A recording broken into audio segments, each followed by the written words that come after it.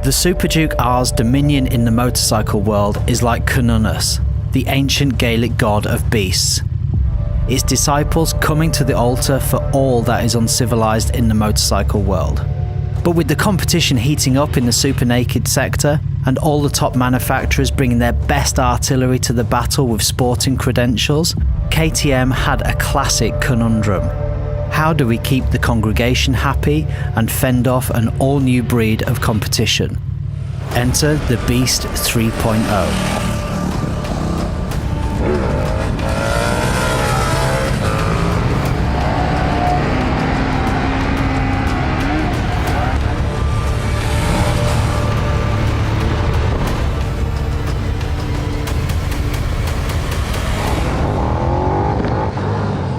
Leaner, meaner, faster and sharper than ever, the 1290 Superduke R brings an all-new character to the table. In an incredible way, KTM have managed to combine all of the attributes that made the Superduke R famous with all of the attributes that makes a motorcycle excellent to ride aggressively and safely. My expectations of riding this bike was largely tied to its reputation. Uncivilized, wheeling everywhere, a real untamed beast. After 10 minutes of riding it, my expectations couldn't have been further from the truth. This bike is sports bike accurate, stable, sharp and confidence inspiring. A really engaging blend of naked and sports characteristics with a planted and secure stance. The Superduke R is a no compromise super naked, and that's awesome. Yet by gaining those attributes takes nothing away from its hooligan capacity. Want to throw a wheelie at it? Do a rolling burnout? Slide the rear into a corner? The Superduke will not only oblige, it will frankly relish the opportunity. The 1300cc V-twin engine is the showpiece of the machine, pumping out 180 horsepower and 103 foot-pounds of tyre shredding torque. The instant mid-range punch available from this motor is hard to explain in words, but it translates to a sensation that always makes you feel like you have amazing snap and grunt available. And the drama is not just at the bottom end. This engine is as linear as a 1300cc V-twin can be, with amazing power right up to the red line. As part of our performance testing, we took the Superduke R in excess of 150 miles an hour, and in full throttle acceleration, it was the more planted, predictable machine to consistently get fast results on in comparison to the Kawasaki ZH2, part in thanks to a rock-solid chassis, steering damper, suspension and ergonomics. Getting the best road-going enjoyment on the Superduke R involves frequent changing up and down the gearbox, and this is made a joy with an incredible quick shifter. Then there's the handling of the Superduke. Most manufacturers advertise bikes like these on track, but the real-world delivery is often quite different.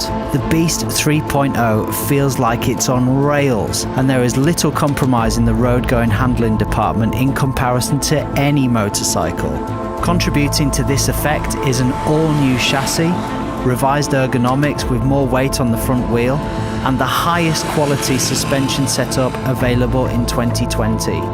The ability of the fully adjustable WP Apex suspension to provide a firm but plush setup that simultaneously is able to soak up road-going bumps and imperfections and yet deliver incredible feelings of sharpness is just outstanding. Connecting the Duke to the tarmac are the Bridgestone S22 tyres, which give great confidence.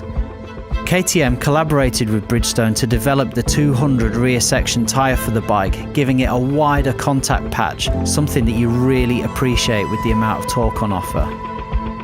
At the EICMA launch last year, much was made of the Brembo Stylema calipers featured on the Superduke R, a more premium and powerful setup peppered with holes to make them lighter and induce airflow to the brakes. These live up to the hype. The stopping power of the Superduke is next level, leaving many other bikes feeling that they've got drum brakes in comparison. The amount of bite, power and confidence available in the brake and tyre setup is unbeatable and adds to the razor-sharp feelings of the beast. The Superduke also has class-leading electronics with a 6-axis IMU sending data to all of the rider aids fitted to the bike. In a bike that's got so much grunt and instant power, the electronics package complements the ride and delivers a much-needed safety net for riders looking to build their confidence. And if you want to get the best out of the Superduke, you really need to buy the tech pack enabling the quick shifter up and down, track mode, launch control, slip control, and anti-wheelie off. The tech pack costs an additional £830 to the base model. If you're considering purchasing the Superduke R, factor the tech pack into your budget. In our case, we wouldn't consider purchasing the Superduke without the tech pack add-on. They say beauty is in the eye of the beholder. But if the beholder is the majority of the motorcycle market, they've made their comments crystal clear on the Knox channel already. The line work, feel of the build quality and design consideration is second to none. The Superduke R is razor sharp, angular. Its aggressive looks are matched to how it rides. The single-sided swing arm, stunning. The glass screen, instrumentation, and the weight of the body panels all really premium. The looks and tangible feel are market leading, and the colourway of the blue, carefully mixed with orange, is absolutely show-stopping. This is a £16,000 bike, and it feels every part of it. So Ollie, you've been riding the Superduke with us the last couple of days. We've had a laugh, haven't we? Oh, it's been heaps of fun, you know. What do you think? It's just been a crazy few days, you know. We've done everything from riding on a runway doing 140, 50, 60 mile an hour, and we've done a few passes up in the Lake District, so yeah, it's a beast. I've fallen in love with it a little bit, to be honest. You know, for me, riding a bike, enjoyment factor's massive, and you know, KTM brand it as this, you know, road bike with the track focus, but it's, you know, the seat's comfortable, the controls on them are exactly where you want them to be, and just all the ergos of it are just really, really great, I think. So, yeah. Yeah, well, the Duke range, and I have to say, like, KTM make some of the most fun bikes, and yep, obviously this is the chart topper, isn't it? For sure, yeah. Like the torque on this, it's unreal. You know, second, third, any gear you want, basically. It's just grunt.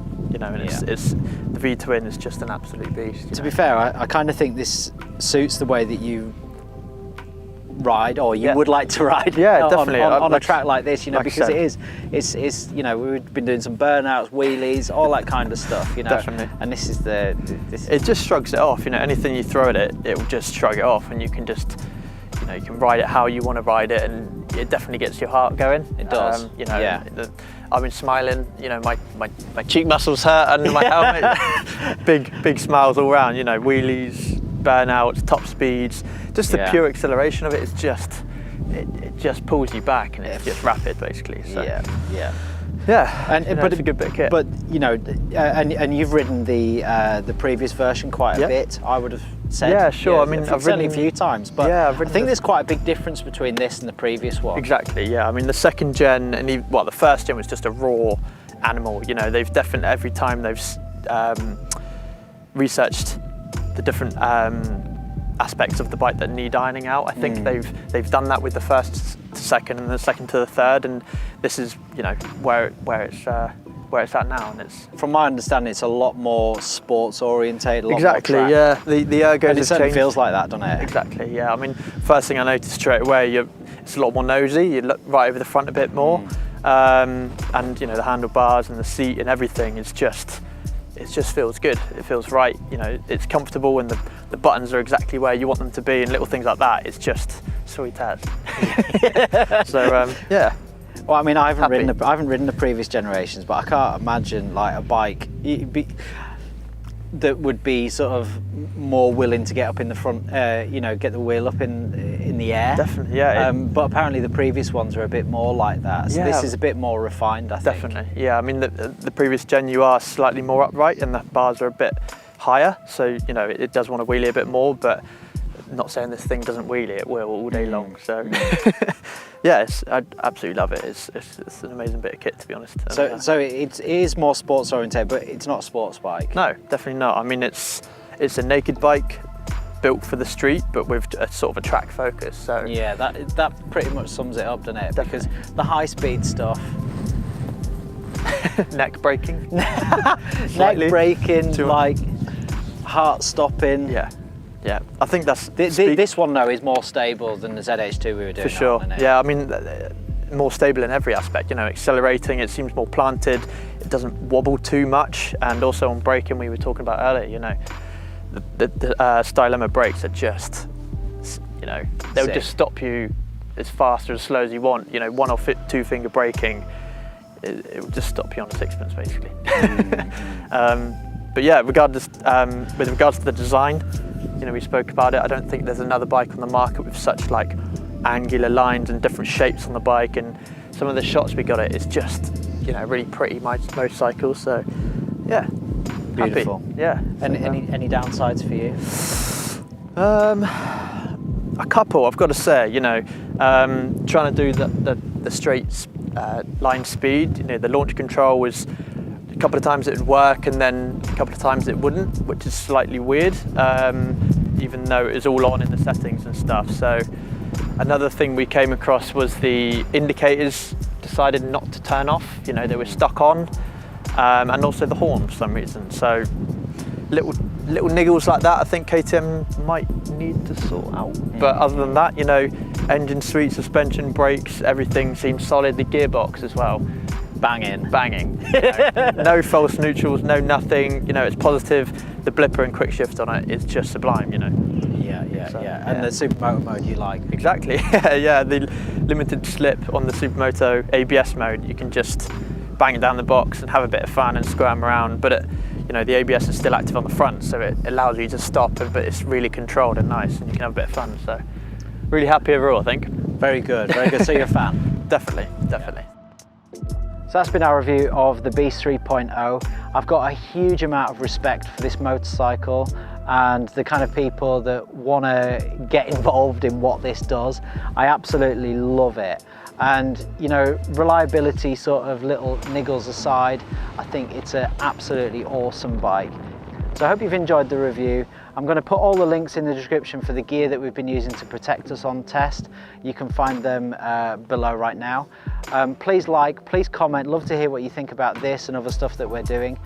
And subscribe to the channel too, and we'll see you next time.